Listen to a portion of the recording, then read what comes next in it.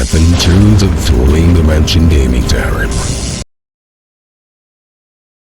Hey guys, so today we're doing a little bit of a different video. We are going to do a comparison video between the Final Fantasy VII original, just the Midgar section, because that correlates to the section in Final Fantasy VII Remake. So we are just going to do the Midgar section, talk about it, make some comparisons, contractions, and all that jazz before we get into the story and narrative. So in the original, for just the Midgar section, it takes only about 5 to 6 hours unless you start doing like power leveling to get the additional limit breaks and that type of thing early on. In the remake, it takes about 30 hours or more. Like a lot of sections are expanded upon. Like when you're trying to go from one section of Midgar to another, like the different sectors, there's a part that you're going through the slums and whatnot. That's like an hour on its own, if I remember right. And then, early on, like you have this big, huge session with Jesse, Biggs, and Wedge on visiting Jesse's parents to get access cards and that type of thing so that she can make better bombs, which wasn't a thing at all. Like Jesse, Biggs, and Wedge were hardly even mentioned in the original, other than like the first little bit on the first 2 reactors, and then they're gone. In the original, it's very clear what you're doing. You go to the first reactor, blow it up, go to the second reactor, blow it up, get mad, get arrested, and there you go. Fight Rufus and escape, and off to the races you go to the rest of the game. In the new one, you got a lot of like ancients or shadowy figures. You have no idea what they are about. You actually see Sephiroth and meet him early on. There's a big, huge boss battle right before you cross over to leave Midgar, which is different than the original by a long shot. So there's a lot more differences in the remake over the original. All right, so there's a lot of differences within the characters of the world. Like the Avalanche members is more of a spotlight in the remake. And the reason you can show that is there's a big section on getting supplies with, I believe it's Wedge, Biggs, and Jesse. And they get trapped. And when they get trapped, they are rescued by another sect of Avalanche. Compared to the original, like Barrett's crew was the only group of Avalanche. But in Remake, even throughout the Sector 7 slums, there is like everybody's an Avalanche member. Whereas Barrett's group in the original is trying to make sure that nobody else knows who they are. Shinra executives, as you run into them, they're in the original, it's kind of like brief interactions. Oh my god, I'm scared.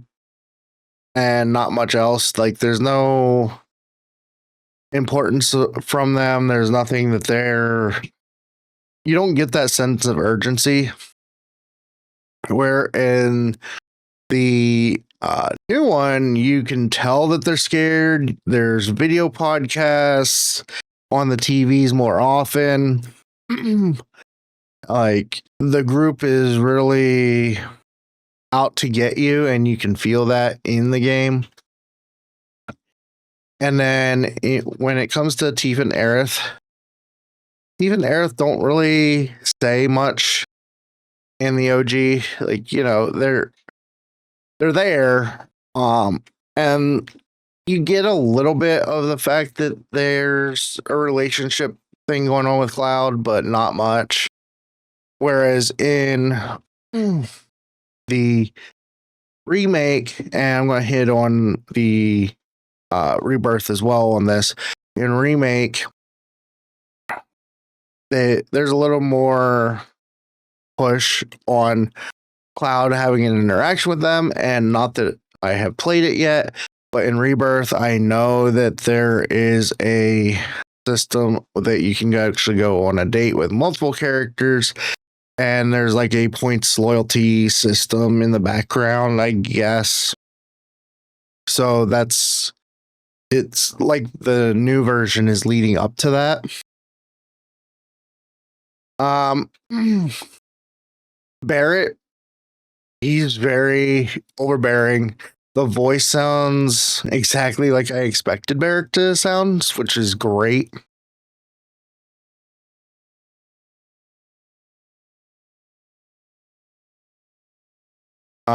He's very forceful and dramatic about the planet. But yeah, the voice actor's on point, and I think the voice actually brings a lot to this character in remake over the very short sentences and flash text that we get in the OG. With Cloud, he's more reserved in the original. He doesn't say much.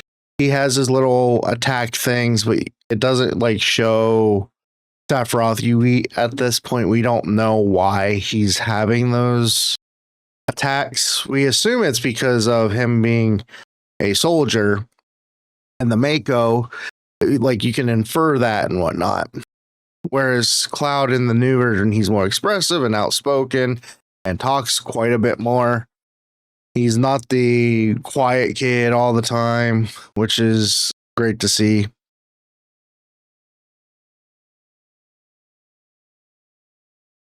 So the world building and the style of the game. So in the original, it's blocky, very blocky. 3D hasn't been a big thing at this point, if I remember right, from when the game was released. And there's not a lot of details with the art aspect of the game.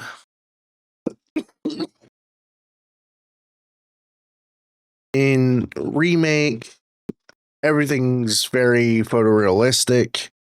There's sprawling districts. Everything's a lot bigger. I know in the video that I just did, when I show you the Sector 7 slums, Sector 7 is very, very tiny compared to the remake, because the remake had this big, huge district, and you go down alleyways and talk to different people, and there was a lot more people, a lot more quests to do. And that's a big thing with the new one, is there's not a lot more side quests. And you can tell the difference between the slums and the plate and the new, whereas the old, like everything just kind of looks the same. It's not that populated in any given section. The old one, it implies a lot of things, like, you know, you're supposed to know that Shinra is bad, whereas in the new version, it shows you they're bad. You know they're lying. You have Scarlet that does this whole huge podcast calling out Avalanche, but you know you're doing what's right for the right reasons. So, you know, that's just a big change from the original to the new. All right, so the battle system. The battle system has severely been upgraded. So I'll start with the original. The original, you just put some materia into your weapons and armor, and there you go. You can use those abilities. Also, it's turn-based. So when your gauge goes to max, you get to attack, use magic, whatever. So it's very an ancient style combat, even though it's kind of what I enjoy for Final Fantasy games, which they're moving away from that in great effect in a lot of the newer ones. Now, in the new one, which is the remake, you can only control one character at a time. You can swing that sword as much as possible. It's like an action RPG. At least that's the vibe it gives me. You can, but it also combines it with an in-game menu. It kind of plays off of like how Kingdom Hearts did, where while you're in combat, you can use those limit breaks, you can use your magic. In the old one, they were very static screens. So you walk into an area, and what was there was there. Like nothing really moved too much. Even the characters and NPCs didn't move that much, or if they did, it was very blocky.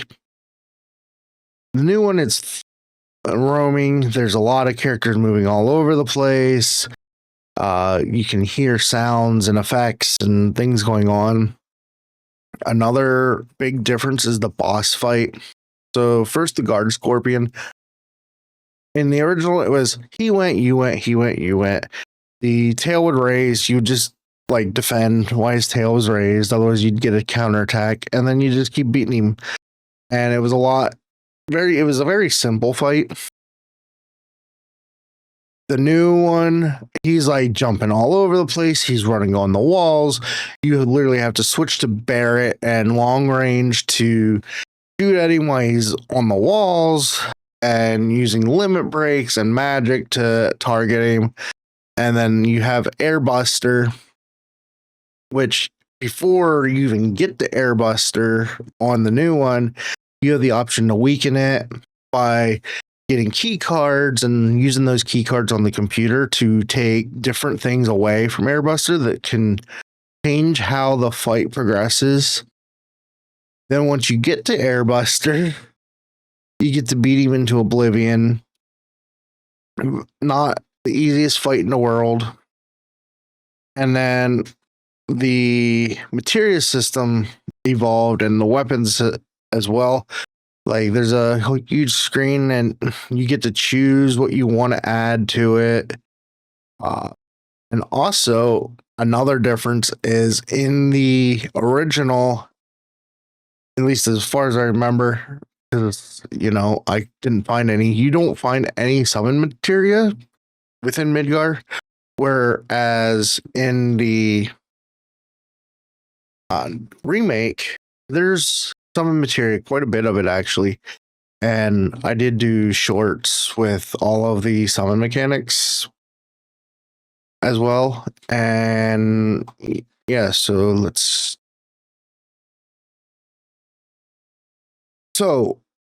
here's a part that we can't really compare much, but we can at the same time. So the original, you don't see Yuffie, you don't meet Yuffie in any capacity within this section. There's no way possible to meet her at this point. Now, that being said, you can meet Yuffie in a intergrade where you have Yuffie, you have her friend, it runs you through, it actually brings you into a point of her showing up in Midgar. I'm not sure where that's going to take us. The boss was nice. I thought it was challenging enough, but not too challenging, even though I completely complain about it. But yeah, so that's the big difference between original and remake on this is in remake you don't, or in remake you see Yuffie, you play as Yuffie, and she's not with the rest of the party and characters that we know and love. But in the original, you don't see her at this point. She isn't even around in Midgar. To summarize, the original was very concise.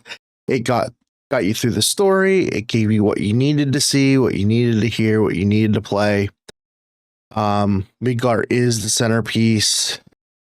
of where everything starts and everything goes wrong rather quickly. Whereas the new version, it it feels like it draws out a little bit, but in remake, it doesn't draw it out too much because it still leads you straight to the point. There's not a whole bunch of extra side quests. There are some, but you can choose to do them or not. I feel like the new version, I like the feel of it, the look of it, but I also like the original where you get straight to the story and you can get further into the story quicker. So yeah, you guys decide what you think of this.